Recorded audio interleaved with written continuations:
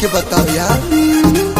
मेरे वीडियो में लगते हैं लाखों हजार, फिर भी मैं बैठी हूँ बेकार। बिंदी लगा के मैं गाती हूँ हिंदी, सब पूछे कब भरोगी। समाधान सुनो, थोड़ा टाइम मगर भोजपुरी में दोगी। ए बाबी जितना सजोगी कि तुम उतना बजोगी।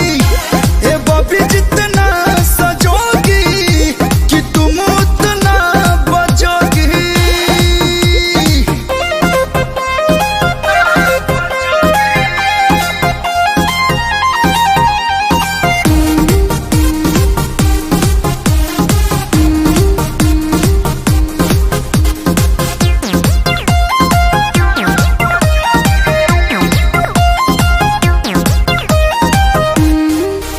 इतना तो कम जाता भी देखी भइल रहतानी कन्फ्यूज। ओहो गोरे गोरे टांगरी देखैबू जहिया जहान, तहिया होई जइबू हिट। बॉम्बे से आ जाई बोलायो ही दिन, जाके होई जइहा फिट। लोग देंगे ताना छोड़ दूंगी गाना, जाके बन जाऊंगी मैं जोगी।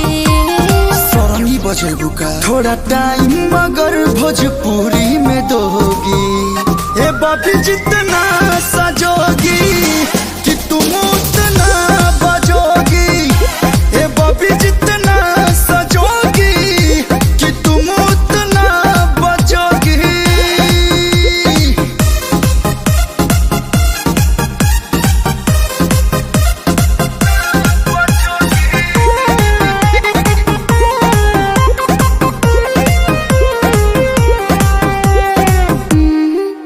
डिजिटल की है दुनिया दीवानी, वो तो है, तो बड़ो भी लेना वायरल बानी।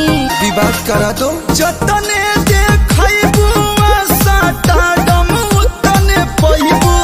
लाज शरम छोड़ा,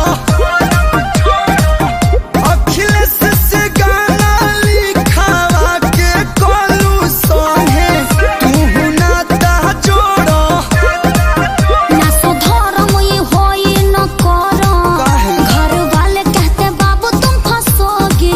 इंडस्ट्री उतनी गंदी नहीं, थोड़ा टाइम मगर भोजपुरी को दोगी।